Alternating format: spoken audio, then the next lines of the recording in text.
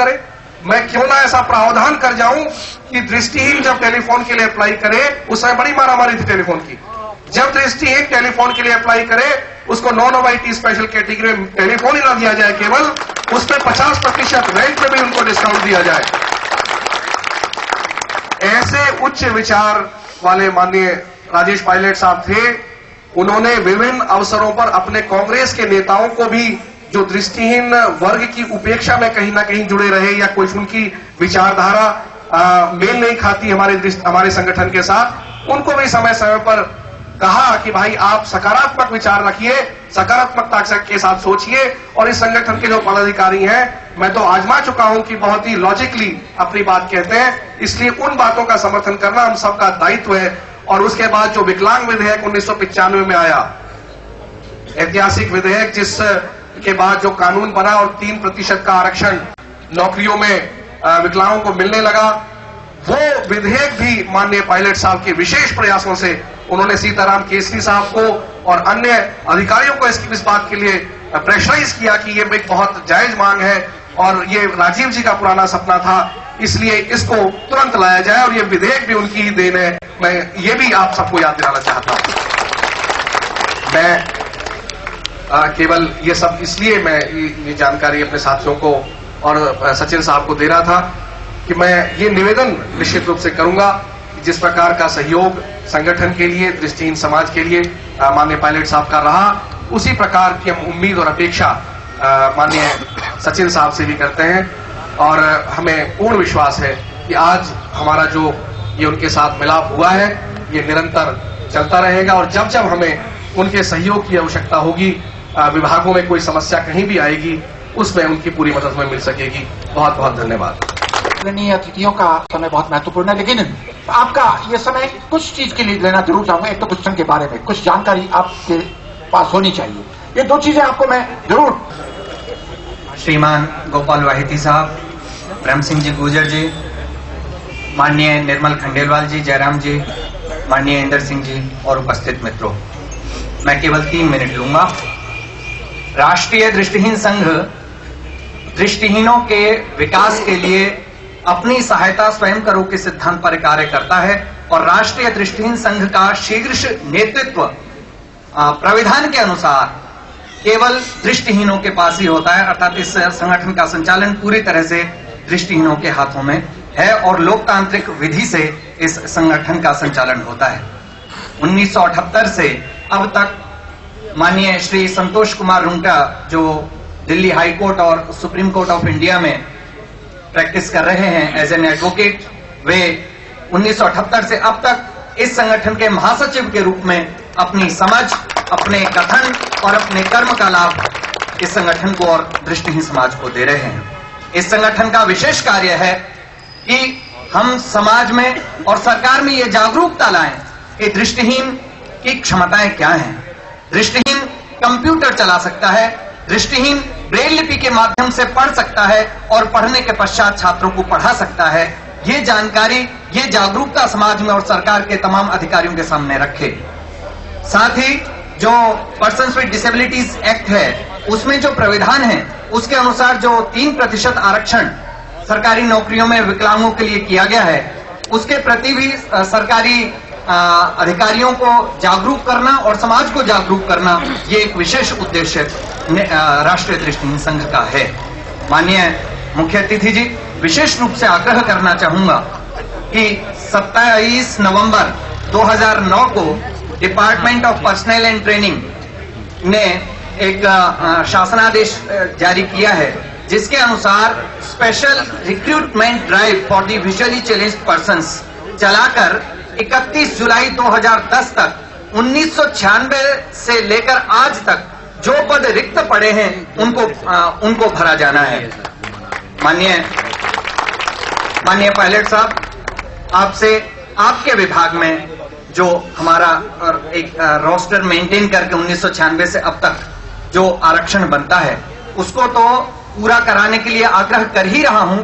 साथ ही मैं आपके प्रभाव क्षेत्र को अच्छी तरह से जानता हूं। मैं आपसे निवेदन करता हूं कि भारत सरकार में दृष्टिहीनों के हित में आप अपने प्रभाव क्षेत्र का इस्तेमाल करके इस शासनादेश को सच्चाई का जामा पहनाने का प्रयास करें और उसमें सफलता अर्जित करें। माननीय पायलट साहब, आपसे आग्रह है कि अपने विभाग में इस हमारी जो अपेक्षा है उसको पूरा करने के लिए अपने अधिकारियों के साथ माननीय रुंगटा जी की, जो हमारे एडवोकेट हैं, उनकी और तमाम अपने अधिकारियों के साथ एक बैठक जब भी आपको सुटेबल समय मिले उसको पूरा करवा दें और राजस्थान में भी विशेष भर्ती अभियान चलवाने का अपने प्रभाव क्षेत्र का इस्तेमाल करें। अंत में 4 पंक्तियां कह के मैं अपना स्थान ग्रहण करूंगा कि सारी धरा जो साथ दे तो और बात है। मैं ये इसलिए कह रहा हूं क्योंकि राष्ट्रीय दृष्टिहीन संघ की सर्वाधिक क्रियाशील शाखा राजस्थान है और राजस्थान का ऑफिस अजमेर में और आप अजमेर के सांसद हैं, इसलिए कहना चाहता हूं कि सारी धरा जो साथ दे तो और बात है, पर तू जरा भी साथ दे तो और बात है। चलने को तो एक पांव से भी चल रहे हैं लोग, पर दूसरा भी साथ दे तो और बात है, और दूसरा भी साथ दे तो और बात है। धन्यवाद। तो उस स्कॉलरशिप के चेक्स आज दिए जाने हैं, लेकिन उनमें से प्रतीक के रूप में कुछ चेक्स आदरणीय पायलट साहब के पास वक्त कम है, वरना अगली बार सारे चेक्स उन्हीं के हाथों से दिलवा देंगे, चिंता मत करो आप। तो सबसे पहले गिरिराज जी आइए, आप अपना चेक लीजिए। गिरिराज जी खटीक, फटाफट जल्दी जल्दी। उसके बाद श्री अंबालाल जी, अंबालाल जी के बाद सुखलाल जी, आते जाइए फटाफट। उसके बाद ममता जी प्रजापत आइए, उसके बाद हीना जी काला, उसके बाद वॉलेंटियर्स प्लीज थोड़ा इसमें जल्दी करवा दीजिए, कोई फर्क नहीं पड़ता किसका चेक किसको मिल जाए, पैसे तो बराबर ही हैं।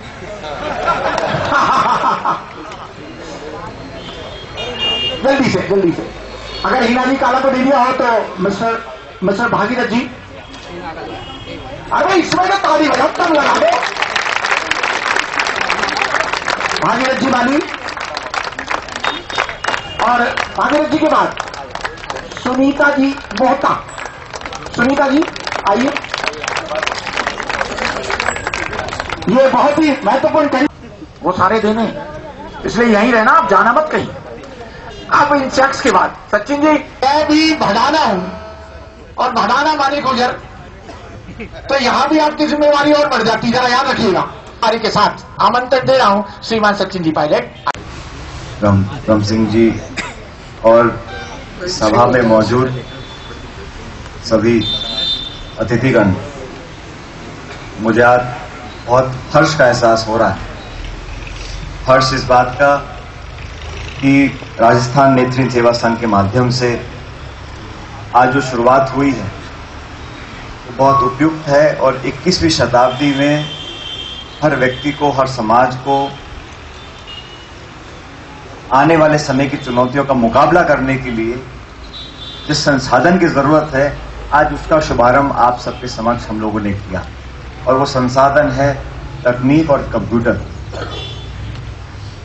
आने वाले समय में कंप्यूटर के माध्यम से बहुत कुछ आम आदमी पा सकता है, लेकिन हमारे सारे जो मित्रगण यहाँ बैठे हैं जो नेत्रहीन हैं, आपको भी अपनी क्षमता को प्रदर्शित करने में बहुत सहूलियत होगी अगर कंप्यूटर का इस्तेमाल आप लोग माध्यम के रूप में करें। और मेरी सारी शुभकामनाएं इस संगठन को, इस संगठन के पदाधिकारियों को और तमाम लोग जो इस संगठन से जुड़े हुए हैं और आगे वाले समय में इसके साथ मिलकर काम करेंगे। मैं यहाँ मंच पर बैठा देख रहा था, हमारे बहुत से अतिथि ऐसे हैं जो आज नेत्रहीन है, सभा में बैठे हैं, बहुत से ऐसे हैं जो हमको देख सकते हैं, लेकिन मुझे कहने में कोई संकोच नहीं है कि वो लोग जो आज नेत्रहीन है हमारे सामने बैठे हैं, उनके चेहरों पर बहुत बड़ी मुस्कान है, और जो देख सकते हैं उनके चेहरों पर कोई मुस्कान नहीं। क्या विधि की विडंबना है।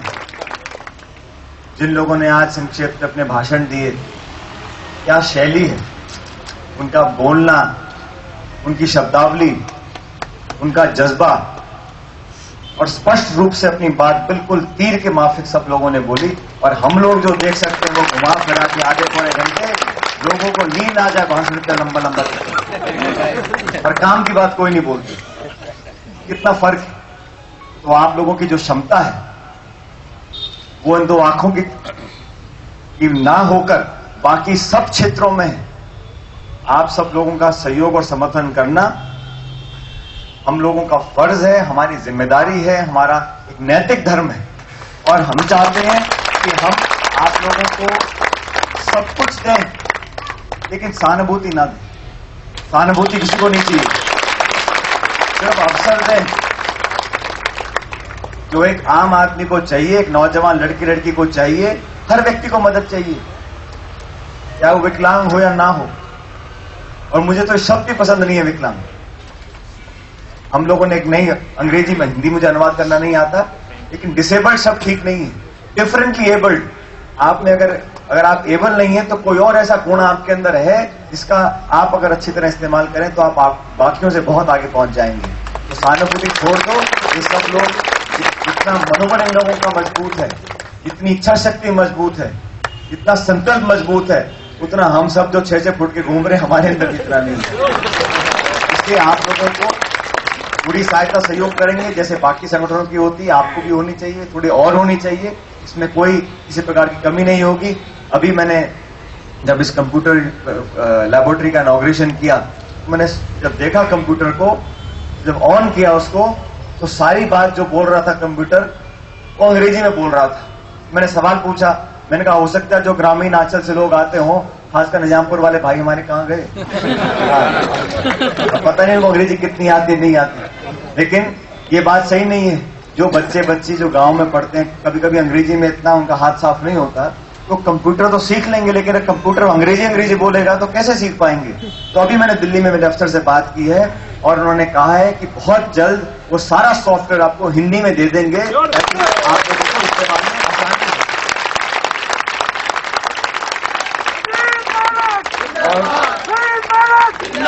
ये बहुत छोटी बात है, लेकिन इस बात को ना तो कोई मुझसे मांगने वाला था और ना कोई बताने वाला था। वो तो मौका लगा, मैंने ऑन किया तो अंग्रेजी में बोला वो। मैंने कहा डॉक्टर भाईती और मैं और नसीम समझ जाएंगे। लेकिन बहुत से ऐसे लोग हैं जो ग्रामीण क्षेत्र से आते हैं, उनकी मदद के लिए एक प्रैक्टिकल सोल्यूशन हम लोगों को निकालना चाहिए। तो मेरे विभाग को मैंने निर्देशित किया है, बहुत जल्द आपके कंप्यूटर्स के अंदर वो हिंदी का सॉफ्टवेयर लग जाएगा। दूसरी बात, क्योंकि मेरे पास ऐसा विभाग है, मैं चाहता हूं आप लोग और मदद करें। और बिल्डिंग तो सीमेंट ईंट तो कोई भी लाके खड़ी कर देगा यहाँ पर, लेकिन ये कंप्यूटर को और प्रचलित करना है। राजीव गांधी जी ने कहा था बहुत पहले, मुझे आज तक याद है, कि आने वाला समय चुनौतीपूर्ण होगा। एक बदलाव हमको लाना है अपनी शिक्षा में, दीक्षा में, सोच में। तो हिंदी में जब पढ़ाई करते थे पाठशालाओं में, तो बच्चों को पढ़ाते थे अ से आम, क से कबूतर। राजीव गांधी जी ने कहा था क से कबूतर भूल जाओ, क से कंप्यूटर कहना सिखा दो बच्चों को, ताकि उनके जहन में कंप्यूटर घुस जाए।